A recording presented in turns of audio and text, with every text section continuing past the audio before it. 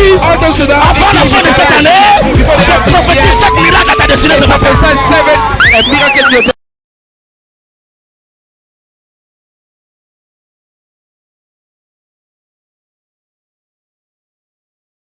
Jésus est puissant, puissant, Jésus est puissant, puissant, Jésus est puissant, puissant, Jésus est puissant, puissant. Moi je te dis si tu crois pas, tu pars en enfer. Moi je te dis si tu crois pas, tu pars en enfer. Moi je te Bienvenue à notre émission Trélestie de ce jour. Nous rendons grâce à Dieu qui nous donne encore la vie et qui nous permet d'être là, témoins de la grâce et de l'amour du Seigneur et de sa manifestation. Vous savez déjà, nous sommes dans le livre de Jean, chapitre 19, à partir du verset 30. Jésus a été malmené durant toute une nuit et après quoi il a été arrêté, il a été accusé d'avoir commis beaucoup de séditions, beaucoup de péchés, avoir blasphémé d'après ses ennemis qu'il accusait. Et ensuite, on l'a entraîné à la croix. Lorsqu'il a été crucifié, il était pratiquement 15 heures. Lorsque le Fils de Dieu, la Bible déclare qu'il a eu soif, et après la soif, Jésus devait confirmer au monde entier l'importance de la mission pour laquelle il était venu sur la terre.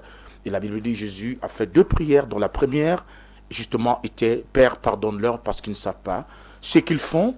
Et ensuite, Jésus s'est écrié en disant, en langue romaine, « Telestai », c'est-à-dire « tout est accompli ». Vous savez, à l'époque, la Rome était la nation la plus dominante de la terre, dont le plus grand, ou alors la plus belle manière pour Dieu de se faire entendre, de faire passer son message pour que le monde entier, l'humanité tout entière soit rassurée de la victoire totale, non seulement sur le mal, mais sur en fait la situation de la position de l'homme vis-à-vis de l'éternité. Jésus a utilisé le langage romain pour nous faire entendre la pensée de Dieu. Nous sommes là aujourd'hui dans le cadre de notre émission Trélestie. Je vous envoie des ondes positives. Je voudrais vous rappeler que je suis votre humble serviteur, le prophète évêque Alan, par la grâce de Dieu, Melchisedec, qui est venu vous parler de la part du Seigneur de la communauté Mission Internationale de la Gente Royale, située du côté de Kié. Quand vous êtes au niveau du collège Le Bon Berger, vous prenez juste l'entrée face au collège. Vous pouvez justement trouver le bâtiment qui est à environ 7 minutes de là, avec des drapeaux partout. Alors si vous venez du côté de Pétou, prenez la droite, vous allez voir une plaque qui est là qui vous donnera l'indication. Alors nous sommes là aujourd'hui dans le cadre de notre émission Trélestie. Je voudrais vous rappeler que c'est une émission interactive dont vous avez la possibilité de nous appeler, de nous écrire, d'envoyer vos SMS, de réagir par rapport à cela ou par rapport à quelque chose de très important. Nous avons justement aujourd'hui vous entretenir sur une thématique, mais avant tout, permettez-moi de vous rappeler nos numéros qui, pour ceux qui sont directement connectés sur Château TV, vous pouvez les voir, et ceux qui sont connectés sur Dynamis FM, nous vous communiquons les numéros, le 693 07 09 65, je reprends, 693 07 09 65, et le deuxième numéro est le 673 15 57 63, 673 15 57 63. Nous allons vous entretenir sur une thématique que nous avons engagée récemment avec vous, sorcellerie, succube, incube. Donc nous voulons encore aujourd'hui continuer à vous parler de cela, sorcellerie, succube, incube. Par la grâce de Dieu, nous avons entamé ce thème qui est assez important, qui nous garde toujours dans la lignée ou dans la pensée concernant le phénomène de la sorcellerie. Vous savez, le monde de la sorcellerie est un monde assez vaste. Vaste parce que dans ce monde-là, nous rencontrons beaucoup de pratiques, généralement, qui sont développées et parfois dont beaucoup de personnes ne réalisent même pas qu'ils ont, ou alors qu'elles ont affaire à de la sorcellerie. Je pourrais vous citer par exemple quelques listes de ces pratiques que nous avons l'habitude de voir dans nos sociétés, que les gens pratiquent ou alors ont adhéré, mais ne savent pas qu'ils ont affaire à des pratiques de sorcellerie. Nous avons par exemple la FIOBAC, la biofibac qui constitue une des pratiques. Nous avons la pseudoscience qui est une pratique également liée à la sorcellerie. Nous avons l'acupuncture qui est une pratique également de sorcellerie.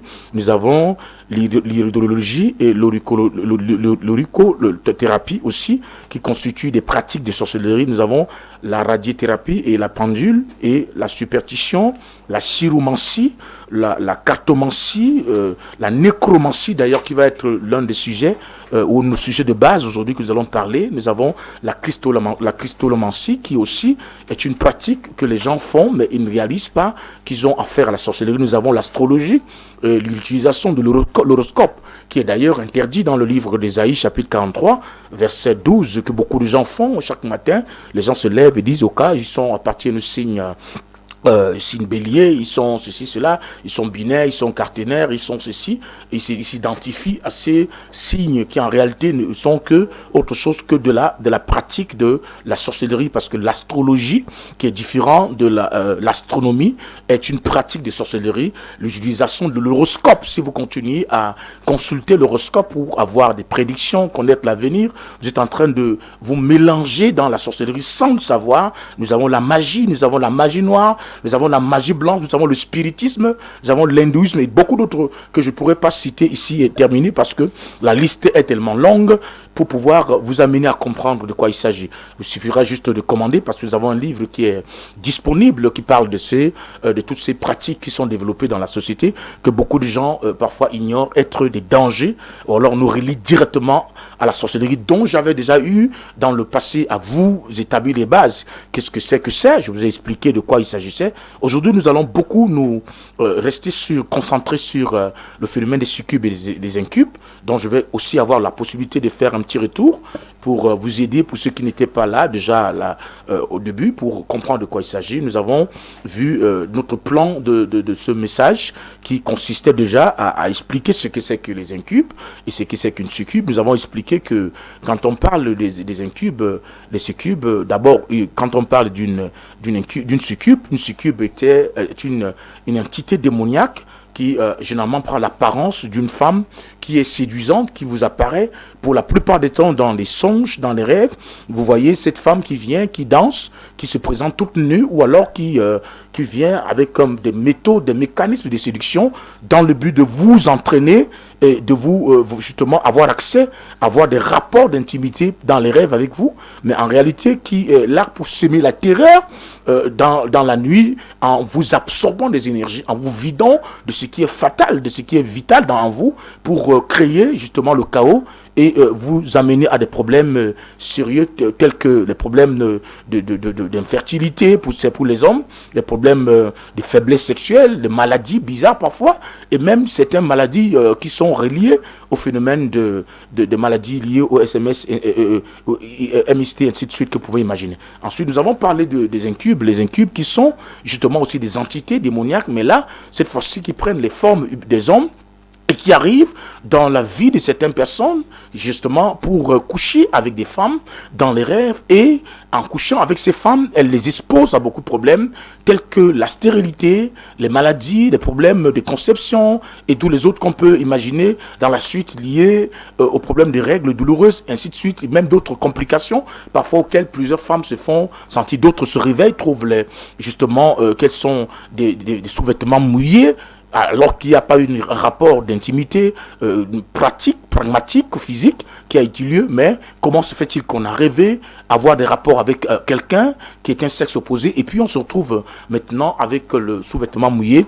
Ceci est effectivement la réalité de cette pratique des incubes et des succubes. Ensuite, nous avons donc entamé le point qui est le numéro 2, qui consistait d'abord à voir les activités vicieuses, les plus vicieuses qu'on rencontre dans le monde des incubes et des succubes. C'est-à-dire, ceux qui sont des succubes et des incubes, ils ont des activités qui sont la base de leur pratique, mais il y en a qui sont les plus vicieuses. Et parmi ces activités vicieuses, nous avons parlé justement le problème des attaques violentes. Vous savez, il y a des gens qui sont toujours dans des rêves, toujours en train d'être attaqués violemment, parfois qui rêvent des gens qui les poursuivent, qui les hantent dans les rêves, des gens où on les poursuit, ils courent, ils tombent dans l'eau, parfois ils se noient dans l'eau, parce que d'autres parfois se retrouvent en train de courir dans la forêt, ben, malgré tout ce qu'on essaie de faire, on prend tous les points pour essayer de s'en échapper, on tombe toujours sur une sorte d'embuscade, on tombe toujours sur un piège, on est attaqué par un animal qui nous dévore ou alors qui nous mange le bras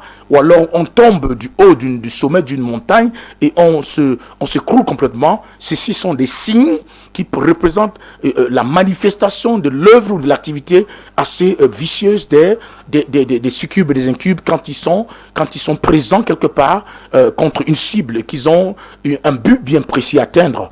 Nous avons vu aussi le point numéro 2, dans les multiples activités des succubes, nous avons le problème des viols permanents que nous avons justement, que l'on rencontre dans le monde des succubes et des incubes.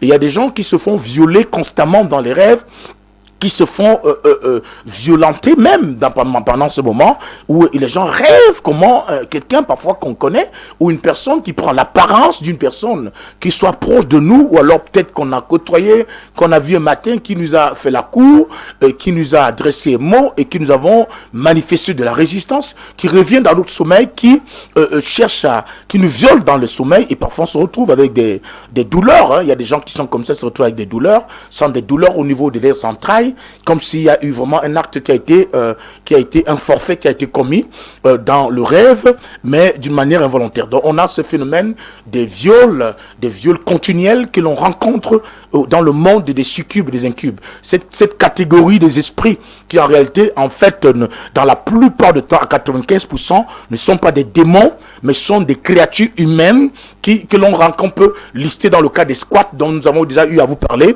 les esprits humains qui sont des gens, qui sont des sorciers, qui vous connaissent bien et qui parfois ont envie des désirs parfois envers vous, envers une fille, avec une femme, mais qui ne pourront pas satisfaire cela, ou parce qu'elle a rencontré une résistance, décide donc. Ok, nous avons un appel ici, s'il vous plaît, ne bipez pas, appelez. Ne nous bipez pas, mais faites des appels directs parce que nous sommes là pour répondre aux appels. Ou alors écrivez-nous par WhatsApp parce que nous sommes là pour répondre aussi à vos appels, à vos SMS. Alors si vous êtes là, vous avez un problème de ce genre, où continuellement vous rêvez comment les gens viennent coucher avec vous dans la nuit, ne prenez pas ça comme étant de la monnaie facile. Ne prenez pas ça comme étant une chose facile, une chose simpliste. Et c'est une chose assez dangereuse. Les couches de nuit laissent beaucoup de dégâts et de dommages dans la vie de beaucoup de personnes. Parmi les dommages, généralement, lorsqu'il s'agit des hommes, dans la plupart du temps, les hommes qui rêvent continuellement en train de coucher avec des femmes dans la nuit se retrouvent parfois dans des positions où ils se trouvent nus. Et cette nudité n'est pas une nudité simple, c'est la transmission de la situation spirituelle, votre situation spirituelle, lorsque on vous a vidé. Vous savez, quand Adam était dans le jardin, au moment où il n'avait pas encore découvert le mal, il était protégé, il ne connaissait pas l'importance de la nudité, il ne pouvait pas réaliser ce que c'est que la nudité. Mais à partir du moment où le péché est entré, Adam a constaté la nudité physique, et cette nudité physique avait aussi un reflet spirituel, et les conséquences qu'on pouvait avoir dans le cadre physique étaient aussi spirituelles. Donc, il y a des gens qui rêvent continuellement en train de coucher parfois avec des morts. Hein. C'est-à-dire qu'ils rêvent comment il y a quelqu'un, peut-être c'était un ami, ou alors un fiancé, ou alors c'était, je sais pas, ton mari, ou une femme avec qui tu étais ensemble qui est décédée, mais qui est toujours présent dans vos rêves, qui couche avec vous, qui vient avoir des rapports avec vous. Je me rappelle d'une histoire que j'ai vue quelque part. Il y a une femme qui faisait un témoignage qui racontait comment elle prenait plaisir pendant presque 7 mois après la mort de son partenaire. Elle était toujours dans le lit et à chaque nuit, elle se faisait toujours coucher par son partenaire qui était déjà décédé et qui venait, et quand elle se levait, elle voyait seulement qu'elle a joui, mais sauf que la réalité naturelle ne voit pas. Et les conséquences de ça sont parfois dramatiques parce que on vous prépare à la mort sans vous rendre compte quand vous avez des rapports avec des gens que vous ne connaissez pas, surtout qui arrivent dans votre sommeil, qu'avec vous ne consentez pas être ensemble, mais qui viennent dans votre sommeil. Lorsqu'il ne s'agit pas d'un problème lié dont la source peut être, comme le livre de Job dit, où la Bible déclare que les rêves peuvent être parfois le produit de l'inconscient, c'est-à-dire la somme de toutes les préoccupations de la journée. Peut-être tu as passé un temps à convoiter quelqu'un, alors une femme que tu as convoitée, ou alors un homme que tu as convoité, mais bon voilà, tu n'as pas l'occasion, parce qu'il y a un problème de la pensée refoulée, et qui maintenant, dans la nuit, ne pouvant donc pas satisfaire cela, selon ce que le cadre t'a dit, il y a une pensée refoulée qui fait en sorte que les images qui se sont développées dans ton subconscient reviennent et qui sont reprojetées d'une manière claire pour pouvoir te faire vivre ce fantasme que tu n'as pas pu avoir dans la réalité. Donc en dehors du fait que on peut avoir ce genre de rêves qui proviennent parce que justement on a eu de l'envie, on a eu de la convoitise qu'on n'a pas pu satisfaire, on peut avoir un retour qui se manifeste ainsi, où on couche avec la personne. Mais lorsque ça devient permanent, quand ça devient régulier, ça veut dire que ce n'est plus un problème simplement d'une simple sensation ou d'une émotion, mais ça devient une attaque qu'on est en train de subir. On est en train de subir l'attaque d'une incube ou alors d'un succube qui est là pour nous faire du mal. Aujourd'hui, nous voulons vous parler justement d'un autre point concernant les activités vicieuses des succubes et des incubes. Et là, nous vous parlons du phénomène de la nécromancie. Alléluia. Nous parlons de la nécromancie. Je vous rappelle que nous avons nos numéros pour ceux qui nous suivent directement à partir de Dynamis FM. Nous avons le 693 07 09 65. Je reprends. 693 07 09 65. Et le deuxième numéro est le 673 15 57 63. Ce sont les numéros par lesquels vous nous appelez, vous réagissez, vous nous soumettez votre problème, vous sollicitez une rencontre, un rendez-vous, une consultation, parce que c'est pourquoi nous sommes là, pour vous aider à pouvoir vous délier ou vous débarrasser de ce phénomène. Nous parlons donc aujourd'hui de la précision sur l'une des activités qui est d'ailleurs la troisième activité des succubes et des incubes. Nous avons donc le phénomène de la nécromancie. Alléluia. La nécromancie est l'une des activités que les gens, les pratiquants de la sorcellerie, les incubes font d'une manière permanente pour oppresser, détruire. Et nous allons donc étudier cela avec vous par la grâce de Dieu ce matin, par la grâce du Seigneur. Avant toute chose, permettez-moi de vous relire le passage qui va nous aider à pouvoir construire notre message sur l'activité de la nécromancie et qui est justement développée par des succubes et des incubes. Lisons le livre de 1 Samuel, chapitre 28, à partir du verset 1er, nous allons lire la parole du Seigneur. Lisons la parole du Seigneur. En ce temps-là, les Philistins rassemblèrent leurs troupes et formèrent une armée pour faire la guerre à Israël. Akish dit à David, tu sais que tu viendras avec moi à l'armée, toi et tes gens. David répondit à Akish, tu verras bien ce que ton serviteur fera. Et Akish dit à David, aussi je te donnerai pour toujours la garde de ma personne.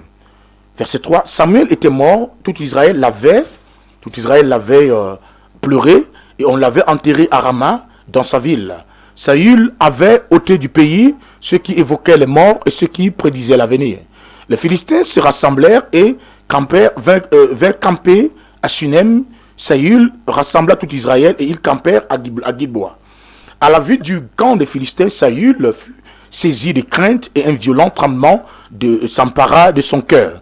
Saül consulta l'Éternel et l'Éternel ne lui répondit point, ni par les songes, ni par l'Urim, ni par les prophètes. Et Saül dit à ses serviteurs, cherchez-moi une femme qui évoque les morts.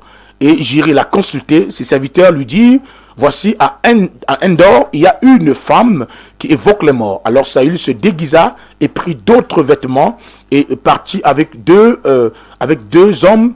Ils arrivèrent de nuit chez la femme. Saül lui dit, prédis-moi l'avenir en évoquant un mort et fais-moi monter celui que je te dirai. La femme lui répondit, voici, tu sais que ce que Saül a fait, comment il a retranché du pays tous ceux qui évoquent les morts et ceux qui prédisent l'avenir. Pourquoi donc tends-tu un piège à ma vie pour me faire mourir? Verset 10, Saül lui jura par l'Éternel en disant, l'Éternel est vivant, il ne t'arrivera point de mal pour cela.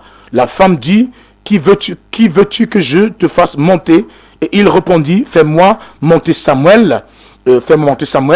Lorsque la femme vit Samuel, elle poussa un grand cri et elle dit à Saül, pourquoi m'as-tu trompé? Tu es Saül. Le roi lui dit, ne crains rien, mais que vois-tu? La femme lui dit à Saül, je vois un Dieu qui monte de la terre. Et il lui dit, quelle figure a-t-il? Et elle répondit, c'est un vieillard qui monte et il est enveloppé d'un manteau. Saül comprit que c'était Samuel et il s'inclina le visage contre terre et se prosterna.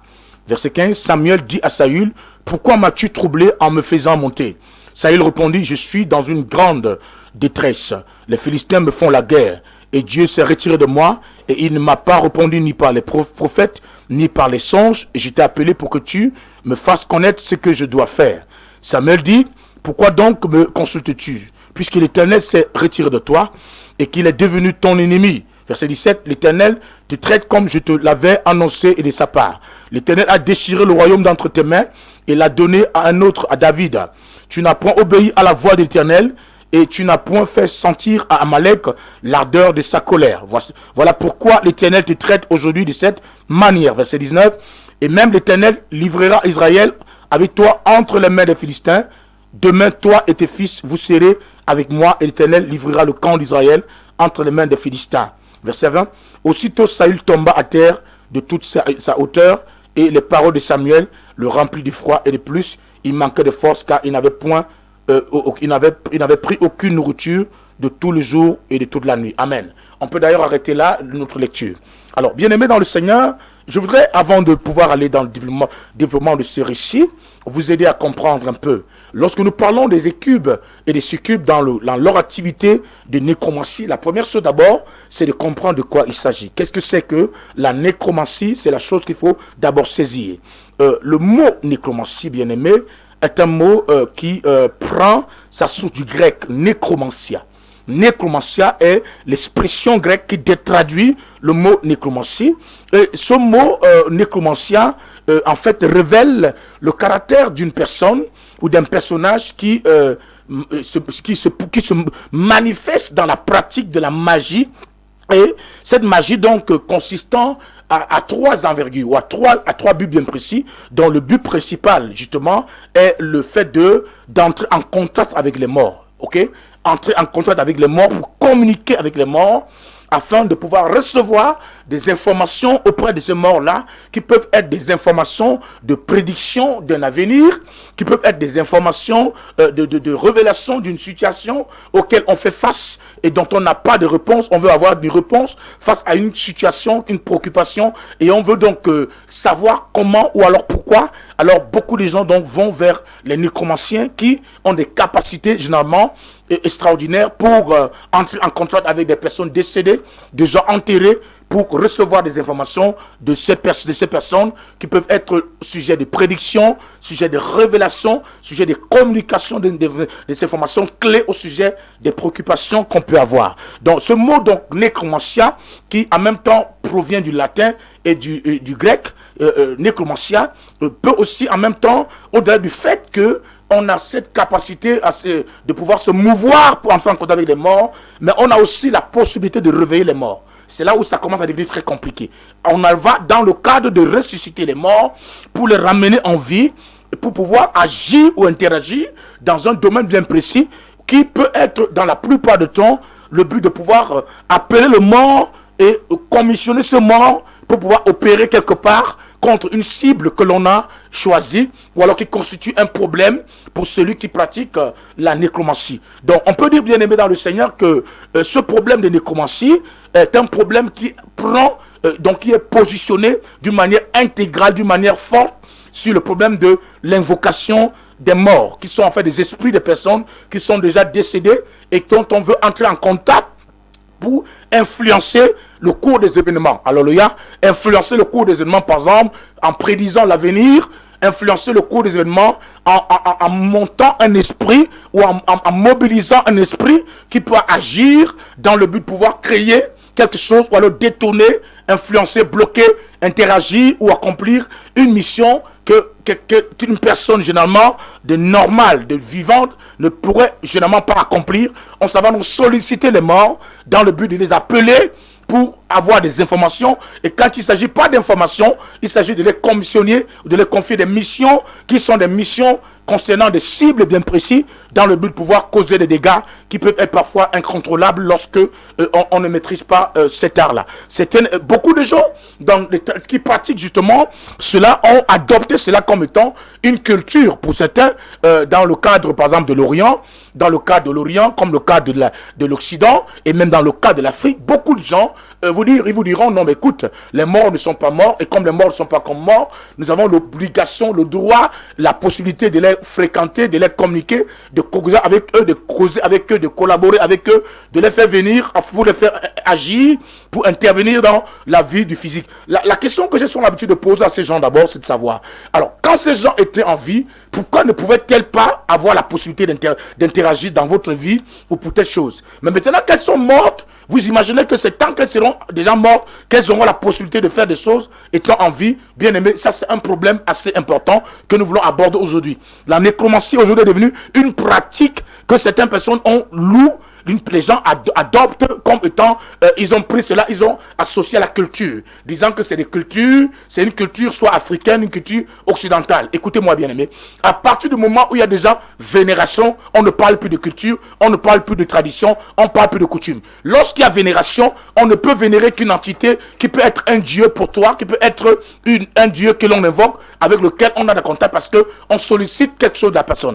Quand il y a déjà vénération, on ne parle plus de tradition, on ne parle plus de culture, mais on parle de la spiritualité. Et maintenant donc, quand on veut donc vénérer ou alors invoquer une force qui est tapie dans l'homme ou alors qu'on ne se voit pas pour interagir dans le domaine physique ou dans le domaine contexte physique, dans un autre contexte, qu'il soit physique ou spirituel, il faudrait donc que cette créature ou alors ces choses qu'on invoque puissent constituer une entité capable de recevoir ou digne d'une adoration ou d'une vénération quelconque. Alors, on ne pourrait donc pas dire que la nécromancie est une chose naturelle ou alors une tradition ou alors une culture soit africaine ou alors occidentale, mais c'est une pratique spirituelle. Et cette pratique spirituelle est classifiée parmi les choses que j'ai citées tout à l'heure, qui font partie des arts. Entrant dans le cadre de la sorcellerie, la pratique de la nécromancie est une pratique qui est reliée justement à la magie. Et cette magie-là est tellement dangereuse parce que c'est une magie qui opère avec les morts. Or, sans on rentre dans ce mot, on va voir tout à l'heure, on va vous expliquer le cas de ce que nous venons de lire tout à l'heure. On va voir dans la Bible, il y a plusieurs passages bibliques qui nous amènent déjà, qui interdisent cette pratique, qui n'est pas recommandée parce que entre les vivants et les morts, il y a une grande distance. On voit déjà très bien dans la Bible l'histoire que Jésus a raconté concernant le riche et Lazare. Ils étaient tous les deux en vie sur la terre, ils ont vécu sur la terre. Il y a un qui était tellement riche dans sa vie, au point où la richesse qu'il avait, il faisait l'objet de ce fondement, était la base de sa vie. Il ne se figeait que sur ça. Et Lazare, lui, il était pauvre, malade. Et les deux sont morts. Et ils sont retrouvés où? Dans le royaume des morts. Ok? Quand ils sont dans le royaume des morts, qu'est-ce qui se passe-t-il? On voit d'une manière claire, intentionnelle, comment les deux personnages, surtout le riche, est en train de parler avec Abraham, qui est déjà notre père, qui est mort, qui est de l'autre côté dans le monde des morts. Et on voit donc dans le royaume des morts, il y a une conversation qui est activée, où dans cette conversation, on remarque comment le riche est dans une condition pas du tout facile, dans le royaume des morts. Il est en train de souffrir, il a besoin de l'eau à boire parce que là-bas, c'est pas facile. Il est dans un camp, il y a une fossé qui les sépare, le camp d'Abraham et le camp de ceux qui ne sont pas de Dieu, qui les sépare. Et on voit comment le riche est en train d'interagir avec Abraham, en demandant à Abraham justement de lui donner de l'eau, ou alors de pouvoir envoyer Lazare pour que Lazare aille chercher de l'eau parmi les vivants. Et Abraham répond à ces riches clairement qu'il y a une force qui nous sépare. Il n'y a pas moyen entre nous, ceux qui sont morts, de pouvoir rentrer avec ceux qui sont en vie. La seule chose à faire qui peut être possible, c'est que ceux qui sont en vie s'adressent à eux. Mais quant à toi qui me demande de l'eau à boire ici, mon ami, je n'ai pas de l'eau à te donner parce que même quand j'aurais envie de le faire, il y a une force qui nous sépare, qui ne permet pas que je puisse le faire. Donc on revoit d'une manière claire et catholique que Dieu nous montre comment, dans le monde des morts, le comportement qui se passe, qu'est-ce qui se passe, la réalité qui se vit dans ce monde-là. Alors quand une personne donc étant en vie, veut entrer en contact avec les morts, quelqu'un vous parlera de la réincarnation qui n'existe même pas d'ailleurs. Parce qu'il n'y a pas de réincarnation. Qui entre en contact avec les morts, on peut parler de l'incarnation, mais on ne parlera jamais de la réincarnation. Parce que l'incarnation, c'est ce qui consiste à ce qu'un esprit, dans sa dimension esprit, quitte la dimension esprit pour intégrer la dimension de la chair, peut entrer dans un corps ou alors prendre la forme humaine pour opérer. Mais lorsqu'on est encore en vie, et qu'on puisse quitter dans le monde dans lequel nous sommes, pour entrer en contact avec les morts, il y a une magie, il y a une activité spirituelle qui nous lie avec un démon, qui nous lie avec des esprits, qui nous permet de pouvoir entrer en contact avec ces morts en question. C'est la raison pour laquelle en réalité, si on voulait que quelqu'un consulte les morts quelque part, ou quelqu'un appelle les grands-pères ou les grands-mères qui sont décédés, et réussit à vous dire la pensée, ou alors de vous révéler l'avenir, ce n'est pas la grand-mère avec qui on a affaire, mais on a affaire à une entité démoniaque qui opère avec l'esprit de la grand-mère, qui peut prendre la forme de la grand-mère, qui peut se substituer à la grand-mère pour venir répondre à celui qui a envie, afin de faire croire à ceux qui sont vivants, qui sont en contact avec les morts. Donc, bien aimés dans le Seigneur, on a des passages, on va voir tout à l'heure, il y a beaucoup de passages bibliques qui nous amènent à étayer cette pensée, cette idéologie, cette réalité spirituelle en ce qui concerne le problème de la nécromancie, les morts. Mais revenons d'abord sur notre histoire. Alors, nous avons ici dans le passage un personnage. On nous raconte l'histoire de Saül. Vous le savez, nous avons un roi dans la Bible qui est le premier roi de la Bible et son nom c'est Saül. Bien aimé, laissez-moi vous rappeler pour ceux qui viennent de nous rejoindre ici que nous sommes en train de suivre notre émission Terrelesti, une émission interactive et vous avez la possibilité de nous appeler. Hein. Vous pouvez appeler directement, vous pouvez envoyer vos SMS, vous pouvez écrire, vous pouvez aussi nous écrire par WhatsApp. Nous avons le 693 07 09 65. Je reprends 693 07 09 65 et nous avons le 673 15 57 63. Je reprends 673 15 57 63 sont les numéros par lesquels vous pouvez nous appeler, vous pouvez nous écrire, vous pouvez intervenir dans cette émission pour solliciter des conseils ou alors demander, poser des questions. Alors bien aimé dans le Seigneur, je disais tantôt que nous avons ici un récit que vient de lire tiré du livre de 1 Samuel chapitre 28 à partir de ce premier.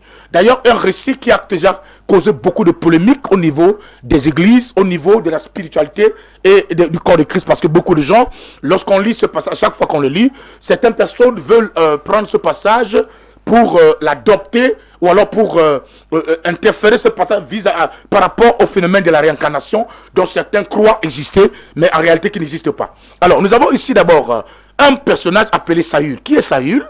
Bon, pour ceux qui ne le savent pas, Saül est le tout premier roi en Israël que Dieu a établi. Après que Dieu ait amené le peuple dans la terre promise, vous le savez très bien, le peuple a été géré de bout en bout, d'abord par les prophètes. Ensuite, Dieu a utilisé les juges qui ont été des instruments de Dieu qui devaient gérer le peuple de Dieu. Maintenant, le peuple installé dans la terre promise a remarqué que les nations de l'entour, les nations qui sont avoisinantes, avaient un autre système de royauté, un système d'organisation, d'administration.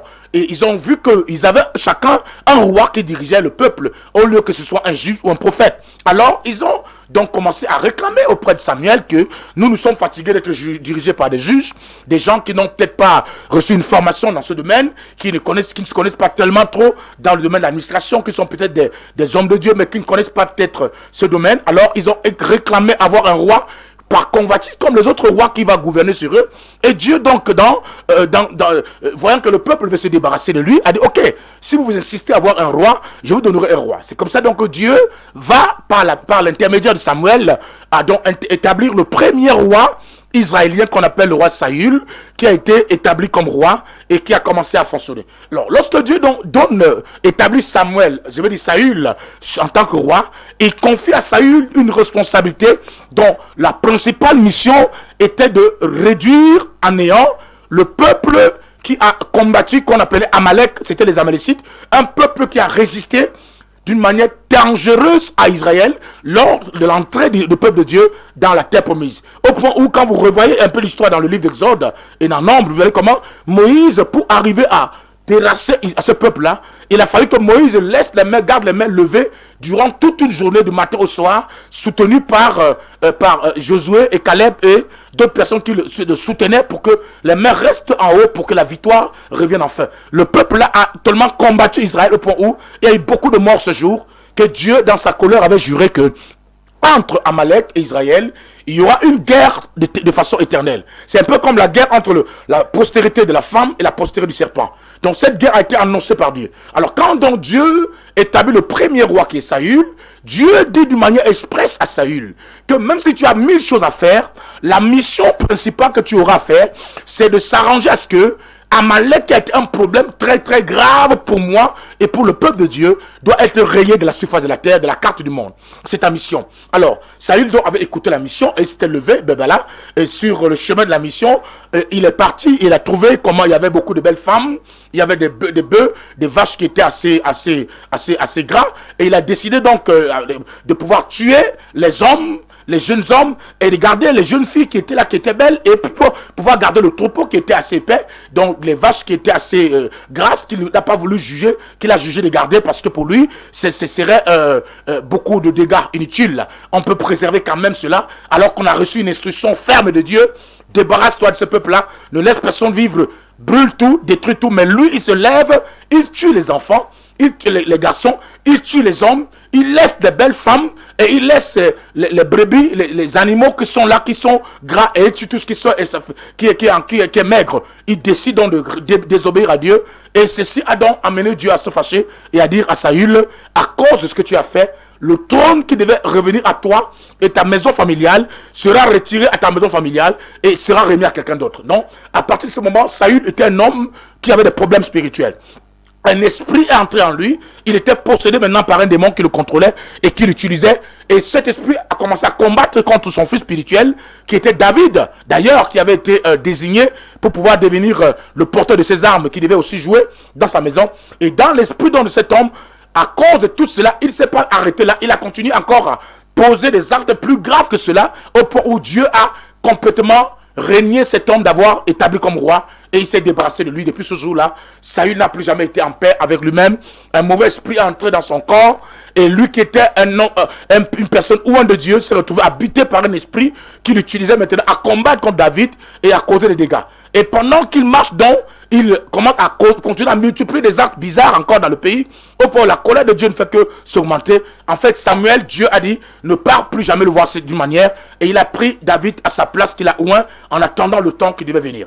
Bien-aimé dans le Seigneur, le temps venait, et les années passaient, à un moment de temps où il fallait que Dieu accomplisse la parole qui avait été annoncée à David, c'est-à-dire de remettre le trône à David, que David était éloigné parce que, craignant sa mort, parce que Saül était derrière lui tous les jours en train de le combattre pour le pourchassant, et allait se refuser en terre philistine, où il a vécu pendant un bon bout de temps, pendant des années, jusqu'à ce qu'on vienne annoncer que Saül soit mort. Mais bien aimé, avant que Saül ne soit mort, regardez ce qui se passe ici. On vous dit qu'il y a Samuel, qui est prophète qu'il avait au moins, qui est mort, et il était de la ville de Rama. Il est mort avant Saül, et on l'a enterré dans sa ville, là où il a grandi. Or, maintenant que Samuel est mort, d'habitude en Israël, lorsque le roi était étu de trône, ou alors dans les habitudes même de Saül, et à chaque fois il était face à un problème, dans la tradition israélienne, dans la tradition chrétienne, Dieu s'était fait une formule, la formule de consulter l'Éternel. Et on consultait l'Éternel de deux manières. On utilisait ce qu'on appelle l'Urim et le Tumim. L'Urim et le Tumim étaient deux moyens que Dieu avait fixés de façon légale par lesquels on pouvait consulter, on pouvait entrer en contact avec le monde du supranaturel pour recevoir des réponses venant de Dieu en tant qu'entité supérieure gouvernant le ciel et la terre. Donc, ce qui était autorisé de façon officielle était d'utiliser l'Urim ou le Tumim. L'Urim et le Tumim étaient des objets d'autres. Le premier objet était comme une sorte de drap, une sorte de drap blanc, ou alors une sorte de voile blanc que l'on utilisait, que l'on plaçait dans un endroit stratégique.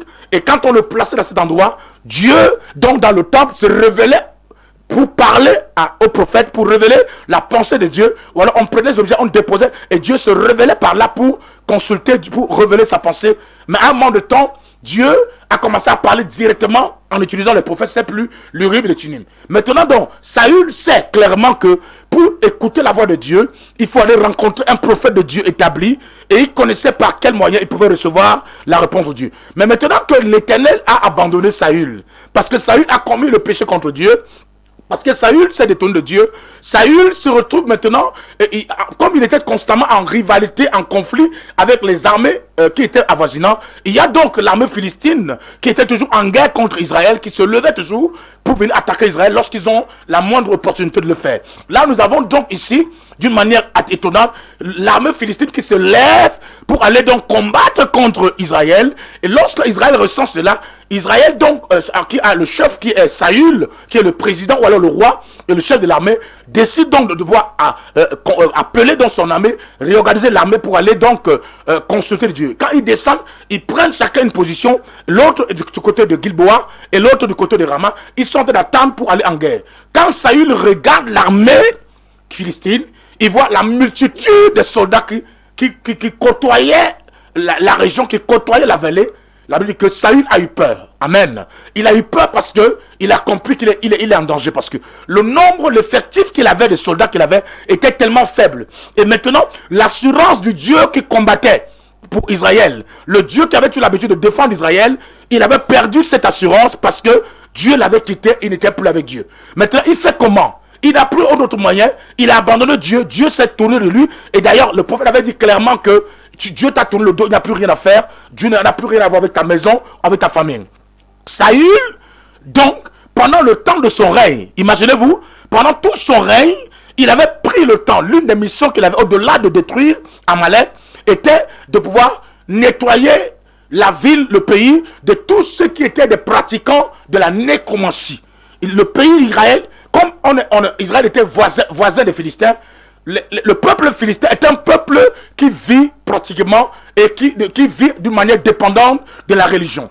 Et dans la religion, qui sont les religions phéniciennes, on a des pratiques qui sont développées. Et parmi les pratiques les plus phares, on a la consultation des morts, c'est-à-dire évocation des morts, convocation des morts, nécromancie. Ça fait partie de leur pratique, ça fait partie de leur vie intégrale dans le quotidien qu'ils vivent. Alors, comme Israël donc est à côté de ce peuple, rappelez-vous, dans Deutéronome, Dieu avait dit à Israël, je t'amène dans un pays, je te donne un pays. Écoute-moi, l'une des raisons pour lesquelles je te donnerai ce pays, parce que ce pays appartenait à d'autres personnes avant vous. Pourquoi je vous donne ce pays? Je vais chasser les gens qui étaient dans ce pays. Pourquoi? Parce que ces gens-là étaient des pratiquants de la nécromancie. C'était un peuple qui était versé dans la magie noire, dans la magie blanche, dans la pratique dans les pratiques mystiques de l'occultisme.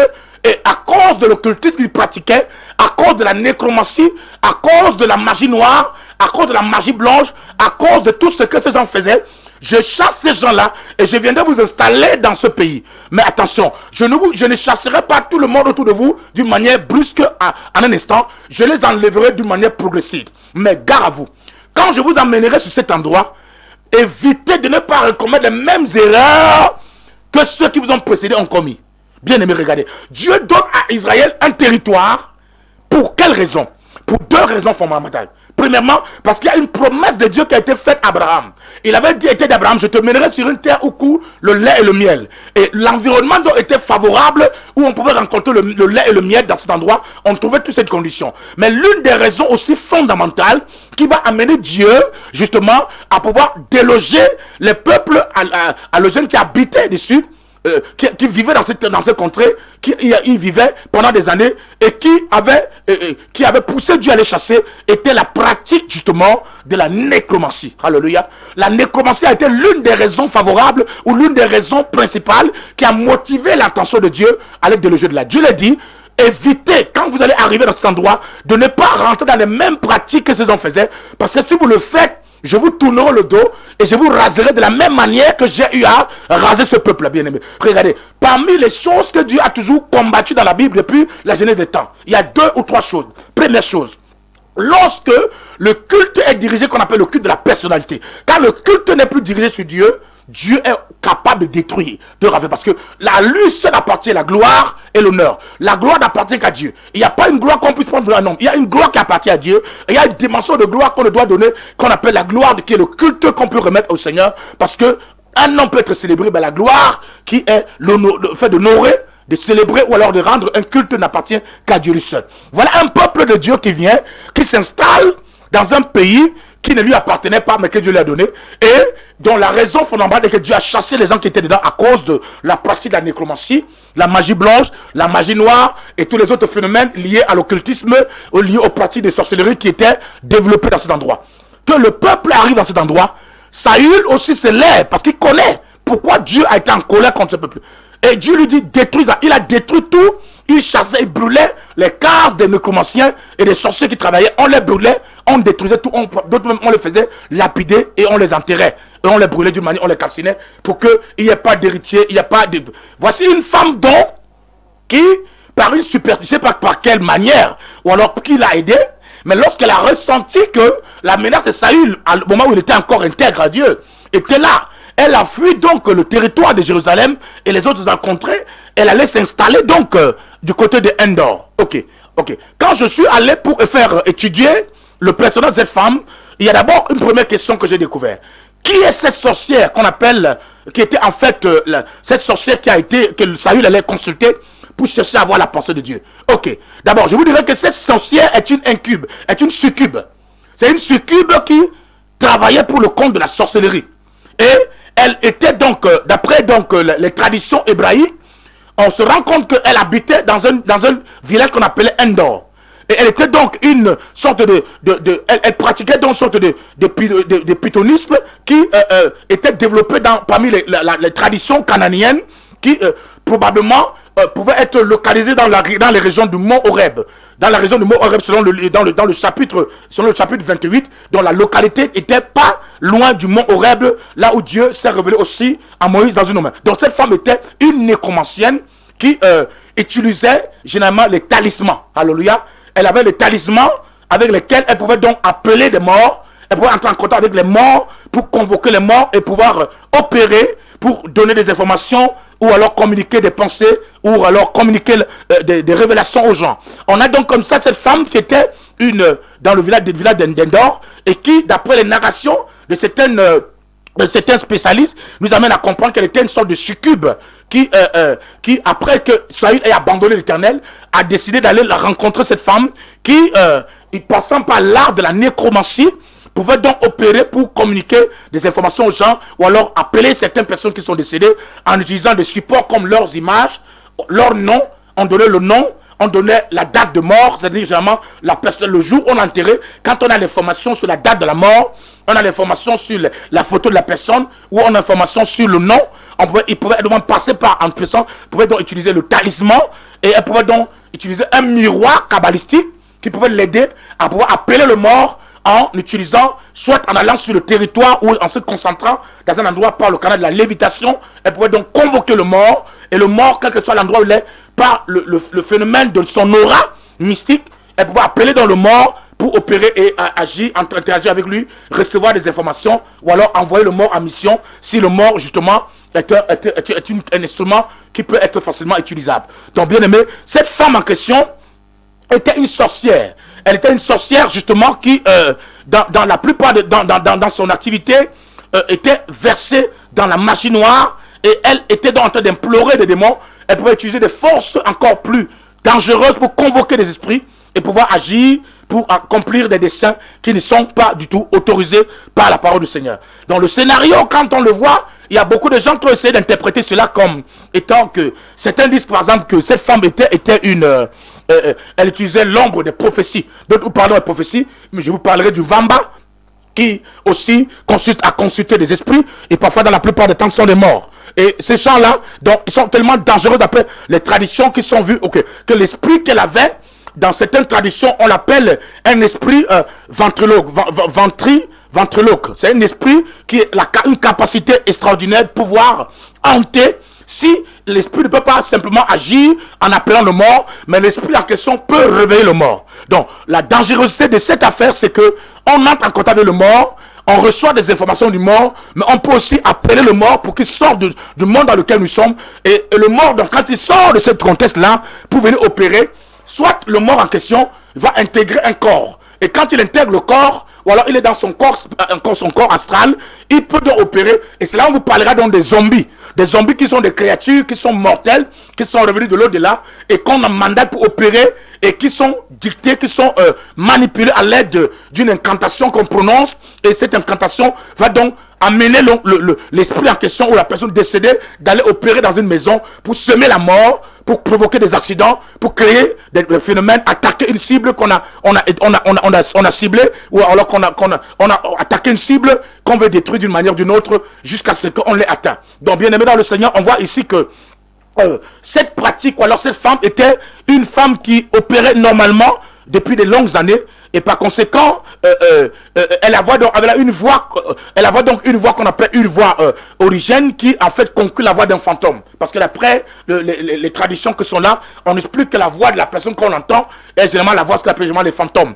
D'après certaines traditions ou certaines descriptions. Donc, bien aimé dans le Seigneur, dans la pratique du judaïsme, quelques rabbins de l'époque, ou alors quelques rabbins comme d'ailleurs le christianisme, savaient très bien que entrer en contact avec des défunts est une pratique non seulement interdite par Dieu, parce que d'après eux, lorsque l'on commence à invoquer la personne, l'esprit du mort se met à planer. Quand l'esprit sort là où il est, il ne rentre pas, il va se mettre à planer, à hanter la maison, à hanter ceux qui sont autour de la maison. C'est pourquoi la majorité des gens qui invoquent les morts, qui font appel à la nécromancie, c'est qu'ils ne savent pas ce que lorsqu'on appelle un mort, qui est un mort, qui est dans l'au-delà, si on réussit à faire convoquer son esprit, et que son esprit intègre un corps matériel, l'esprit en question va se mettre à opérer tout autour de la maison, à planer dans la vie, pour contrôler, pour envoûter, pour chercher à détruire, pour chercher à attaquer ceux qui sont encore en vie. Alors, bien aimé, l'une des raisons pour lesquelles Dieu a interdit d'une manière formelle les pratiques nécromanciennes, c'est parce que ce sont des pratiques qu'on ne peut pas contrôler. Quelqu'un qui est mort, on ne contrôle plus celui qui est mort. De l'autre côté de la mort, ce qui se passe autour de nous, c'est que la puissance de celui qui est mort, on ne peut plus contrôler. Si surtout la personne est une sorcière, elle est morte avec des forces en elle, des esprits qui la contrôlent ou qui l'animaient, lorsqu'on le fait revenir en vie, d'une manière ou d'une autre, on va se rassurer que elle sort dans la catégorie de ce qu'on appelle les zombies et elle ne peut opérer que pour détruire. Elle ne connaît plus la loi de l'émotion, la loi de la sensation, la loi de la pitié, la loi de la compassion. Elle ne l'a que pour détruire, pour causer des dégâts. Alors, ceux qui évoquent les morts, le danger que vous êtes en train de faire, c'est que vous appelez des forces que vous ne pouvez pas canaliser. Parce que celui qui est mort, s'il se rend compte que, alors, on veut le faire ramener, parfois son esprit errant va commencer à errer tout autour de la maison pour attaquer les personnes qui sont des cibles, ou alors pour attaquer même celui qui l'a appelé. Alors, à force d'invoquer les morts, ou d'entendre avec les morts, on crée un champ magnétique autour de soi qui permet à ce que, dans le monde spirituel, ils sont appelés les portails spirituels. Il y a un portail qui s'ouvre, un portail, une sorte d'entité galactique qui s'ouvre, qui nous met en contact avec des forces multidimensionnelles qui opèrent avec l'espace, qui opèrent avec le phénomène du vent, de la tempête, ou alors avec le phénomène des lumières. Que généralement, certaines personnes ont souvent donné d'autres noms en fonction des multiples, ou des traditions, ou de multiples cultures dans lesquelles nous sommes. Bien aimés dans le Seigneur, dans les cultures, par exemple, la culture chinoise, la culture hindouiste, on vous parlera par exemple des avatars. Donc, lorsqu'on appelle les morts, généralement, ces morts peuvent venir sous plusieurs formes. Si ce n'est pas sous la forme des avatars, ces avatars en réalité qui n'existent pas, mais qui sont que les démons qui sont revenus parce qu'on les a invoqués, ils sont revenus, on les a consultés, on les a appelés, et quand ils viennent, ils prennent dans des formes et peuvent revêtir, prendre des visages de personnes qui ressemblent aux gens que vous avez connus dans le passé. Ok, il peut prendre des formes de gens que vous avez rencontrés ou alors que vous connaissez, et on vous dira donc que non, il y a celui qui est mort, il y a cela 4 ans, 5 ans en arrière, on l'a croisé dans un marché, en train de marcher, en train de se promener, mais qu'est-ce qui s'est passé? Et quand on l'a rencontré, la personne a disparu.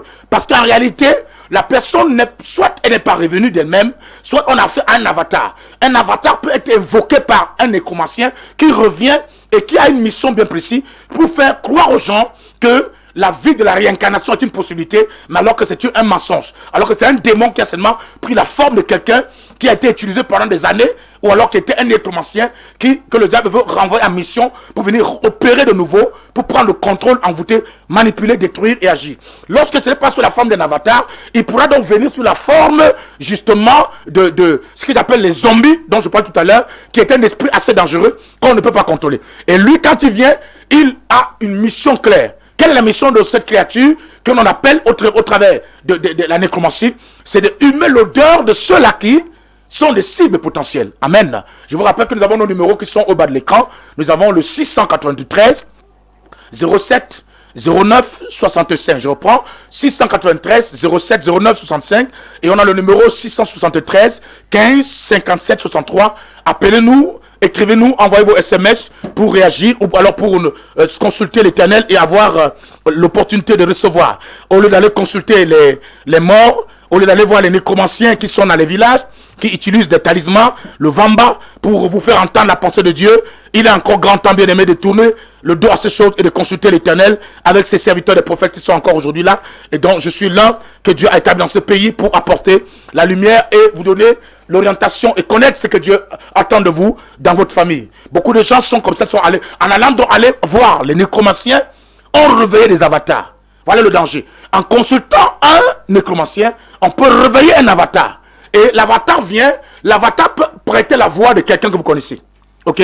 L'avatar peut utiliser la voix de quelqu'un que vous avez connu. Peut prendre la voix de la personne que vous avez côtoyée Et vous allez croire que cette personne dont j'ai entendu la voix, tu vas dire, mais je l'ai vu quand même. C'était son visage. C'est vrai. Tu peux voir le visage, mais les démons, n'oubliez pas que l'une des fonctions des esprits, c'est que tout esprit normal a la capacité de s'incarner. Ok? Jésus lui-même, en tant qu'esprit, quand il est arrivé sur la terre, pour qu'il puisse avoir l'accès dans notre monde, il a fallu qu'il s'incarne. C'est-à-dire qu'il prenne une forme humaine, qu'il entre dans une peau, qu'il incarne, qu'il prenne une peau, qu'il choisisse un corps, qu'il choisisse une sorte de hôte qui va l'héberger pour apparaître dans le monde. Donc les esprits, en général, quel que soit l'esprit, qu'il soit un esprit humain ou un esprit d'un ange ou un esprit d'un démon, lorsque l'esprit veut se matérialiser physiquement pour avoir accès, pour opérer au milieu des hommes, parmi les hommes, il faut qu'il porte la chair que l'être humain porte, qu'il porte la chair humaine. Et pour le fait, donc, il y a le phénomène qui est utilisé, le phénomène de l'incarnation. Donc, on a donc ici les gens dont en allant appeler donc les morts. Le mort, quand on l'appelle, ne pourra plus revenir parce que la chair étant détruite. La Bible dit, Dieu a dit à l'homme, tu es poussière, tu retournes la poussière.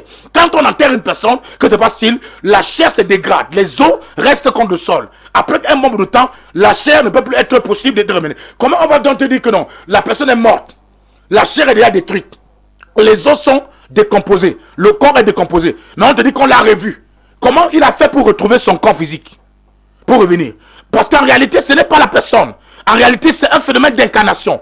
C'est un esprit qui prend la forme. Ça peut être une sorte d'avatar. Une catégorie de démons qui est utilisée, qui prend la forme de la personne, qui vient prêter le corps, ou alors qui emprunte le corps de la personne qu'on a enterré, et qui revient donc au milieu de nous pour berner les personnes, afin de les faire croire que la personne est encore en vie, alors on peut avoir accès à lui. Les démons sont dangereux. Et dans la sorcellerie, les sorciers ont plusieurs capacités. Ils ont la forme d'incarnation. Ils peuvent se constituer en autre. Ils peuvent habiter un corps. Ils peuvent intégrer un objet. Ils peuvent intégrer une plante. Ils peuvent intégrer un animal. Et quand ils n'intègrent pas, ils peuvent aller prêter le corps d'une créature. Ou alors un démon peut prêter son corps à un esprit ou à un sorcier pour qu'il vienne opérer dans un endroit pour vous faire croire que la personne en question que vous avez vue hier, quand on a dit qu'elle était enterrée, elle est déjà revenue en vie. Et c'est comme ça que beaucoup de gens sont en contact avec les démons, coopèrent avec les démons, parlent avec les démons en pensant que c'est leur grand-père qui est mort. Il y en a qui ont pris des crânes, excusez-moi, mais c'est la réalité, qui ont des crânes des grands-pères et il attend d'attendre que le grand-père va s'adresser à lui. Et c'est comme ça que chaque mois, tu t'en vas au village pour aller consulter les crânes en appelant, en invoquant ton grand-père. Et comme tu entends la voix, et la voix semble être une voix qui paraît la voix de ton grand-père, tu dis c'est mon grand-père. Tu n'es pas en train de causer avec la voix de ton grand-père. Parce que la nécromancie a des pouvoirs. Et l'une des voix, c'est que les démons peuvent prêter leur voix à certaines personnes pour pouvoir tromper. Parce que le diable, dans sa fonction, c'est de tromper. C'est de détruire. Pour détruire, il faut séduire. Pour détruire, il faut enrôler. Pour détruire, il faut engager toutes les possibilités nécessaires pour que l'âme de la personne se sente en confiance afin de pouvoir l'amener à pouvoir adopter des attitudes ou alors à se faire enrôler sans se rendre compte. Donc, ici, nous avons donc comment Saül s'en va consulter une nécromancienne. Et la nécromancienne, donc, se cachant derrière, on n'arrive même pas à voir son visage, soit disant en train d'appeler Samuel. Elle appelle Samuel et on vous dit que quand elle appelait Samuel, on vous dit on a vu un vieillard. Ok, le vieillard a apparu. Maintenant on dit, quand Saül demande à la femme, qu'est-ce que tu vois? Il dit, je vois un vieillard. C'est lui, Samuel, quand il a entendu le rapport de la femme nécromancienne, c'est lui qui a conclu que c'était Samuel. Ok? Que c'est lui qui a conclu que c'était Samuel. Alors, il dit, est-ce que tu peux l'appeler? Elle commence à invoquer. En invoquant, il y a une danse occulte, il y a un mysticisme, il y a une incantation, et cette incantation est généralement accompagnée par une sonorité. Cette sonorité est un son qui est utilisé au niveau de la voix de la personne, qui permet à ce que l'esprit de la personne qui est en train d'incanter entre en contact avec les esprits des morts. Écoutez, or dans le monde des morts, il y a plusieurs catégories de personnes qui sont mortes. Il y a des gens qui sont morts suite de femmes-là, de cons, et leurs âmes errent. Et ces âmes, je les appelle souvent les esprits destinés pour le camp du royaume des ténèbres. Le diable peut réquisitionner n'importe quelle âme décédée qui a été enterrée et donc qui n'a pas de paix dans le monde des morts, et ramener cette personne, ou alors utiliser sa voix, ou prêter sa voix, ou même alors le démon est capable de prêter n'importe quelle voix. Les démons peuvent en prêter la voix, même parfois la voix de certaines personnes. Tu entends qu'on a prié pour qu'on entend que la voix de son père parle en lui.